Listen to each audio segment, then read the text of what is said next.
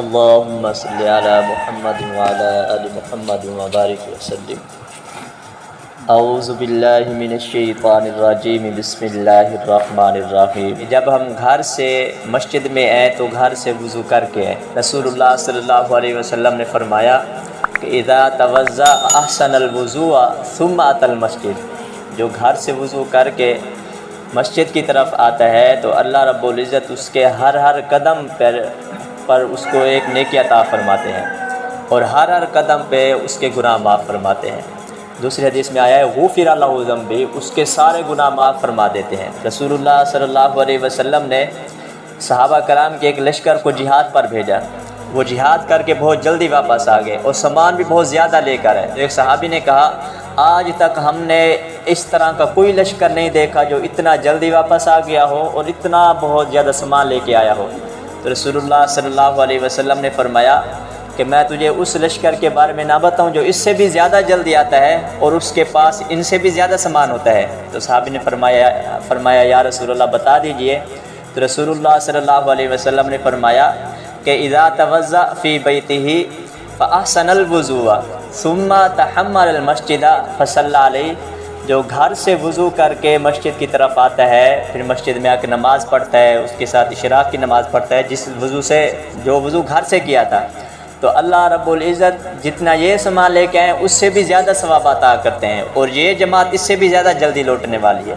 تو ہم کوشش کریں کہ ہمیں تو ثواب کی ضرورت ہے، جہاں سے بھی ہمیں ثواب ملتا ہے تو ہم وہ موقع نہ جانے دیں۔ تو ہم اگر گھر سے وضو کر کے آئیں تو ہمیں ثواب زیادہ ملے گا۔ حضرت انس رضی اللہ تعالیٰ عنہ فرماتے ہیں کہ من السنتی، جب مسجد میں داخل ہونے لگے تو دایاں پاؤں پہلے رکھے، مسجد یہ سنت میں سے ہے کہ سے نکلے تو پہلے بایاں پاؤں باہر رکھے پھر دایاں پاؤں باہر رکھے، تو یہ بھی مسجد کے آداب میں سے ہے۔ جب ہم مسجد میں داخل ہو جائیں تو نبی صلی اللہ علیہ وسلم نے فرمایا فَلْيَقُلْ اللَّهُمَّ افْتَحْ لِي أَبْوَابَ رَحْمَتِكَ، تو وہ کہے اللہم افتح لی ابواب رحمتک، کہ اے اللہ میرے لیے اپنے رحمت کے دروازے کھول دے۔ جب مسجد میں داخل ہوتا ہے تو یہ دعا کریں۔ ایک دوسری حدیث میں آتا ہے فَلْيَقُلْ اللَّهُمَّ اغْفِرْ لِي ذُنُوبِي وَافْتَحْ لِي أَبْوَابَ رَحْمَتِكَ، یہ دعا پڑھے۔ اسی طرح ایک اور دعا ہے کہ جب مسجد میں داخل ہو تو کہے اعوذ باللہ العظیم وبوجہہ الکریم وسلطانہ القدیم من الشیطان الرجیم، تو یہ دعائیں پڑھے۔ تو یہ دعائیں پڑھتا ہے، رسول اللہ صلی اللہ علیہ وسلم نے فرمایا کہ صبح سے لے کے شام تک شیطان کے شر سے، شیطان کی شرارتوں سے، شیطان کے فسادات سے وہ محفوظ رہتا ہے۔ تو ہم کوشش کریں کہ یہ دعائیں جو ہے یاد بھی کریں اور ان کو پڑھیں بھی صحیح۔ جب ہم مسجد میں داخل ہو جائیں دعائیں پڑھ لیں تو ہم اعتکاف کی نیت کر لیں۔ تو اعتکاف کی نیت جب کر لیں گے تو جتنی دیر ہم مسجد میں رہیں گے اگر ہم اعتکاف کی نیت کر لیں گے تو ہمیں اعتکاف کا بھی ثواب مل جائے گا۔ حدیث میں آتا ہے کہ من اعتکف ایمانا واحتسابا غفر له ما تقدم من ذنبہ، کہ جو مسجد میں آ کے اعتکاف کی نیت کرتا ہے، اعتکاف کی نیت سے بیٹھتا ہے تو اللہ رب العزت اس کے سارے گناہ جو پہلے اس نے کیے ہوتے ہیں بخش دیتے ہیں۔ جب ہم مسجد میں داخل ہوں تو وضو کرنے کی 2 رکعت نفل ہوتے ہیں اور مسجد میں داخل ہونے کی بھی 2 رکعت نفل ہوتی ہیں۔ آدمی وہ پڑھ لیں تو اس کا بھی بہت بڑا فائدہ ہے، بہت بڑا ثواب ملتا ہے۔ علماء فرماتے ہیں جیسے ظہر کی نماز ہے، ظہر سے پہلے 4 سنتیں ہوتی ہیں اور عصر کے سے پہلے بھی 4 سنتیں ہوتی ہیں، عشاء سے پہلے بھی 4 سنتیں ہوتی ہیں۔ اگر کوئی انہی سنتوں میں وہ نیت کر لیتا ہے ان تحیۃ المسجد کی تحیۃ الوضو کی تو اس کا ثواب مل جاتا ہے۔ تو تحیۃ المسجد کی 2 رکعت نفل ہم پڑھیں۔ مسجد میں بیٹھیں تو کوشش کریں کہ پہلی صف میں بیٹھیں اور صف میں جیسے صف بچھی ہوتی ہے صف بنا کے بیٹھیں، کوئی آگے کوئی پیچھے بیٹھ جاتے ہیں تو یہ بھی ادب کے خلاف ہے۔ جب ہم مسجد میں آئیں اس طرح کی کوئی چیز کھا کے نہ آئیں جس سے ہمارے منہ سے بدبو آئے، جیسے پیاز ہو گیا، لہسن ہو گیا اور مولی ہو گئی، جو بھی چیز ہے اگر ہم وہ کھائیں اور منہ میں بدبو پیدا ہو جائے تو اس کو اچھی طرح صاف کر لیں، ٹیوب برش سے صاف کر لیں، مسواک کر کے صاف کر لیں تاکہ ہمارے منہ سے بدبو ختم ہو جائے۔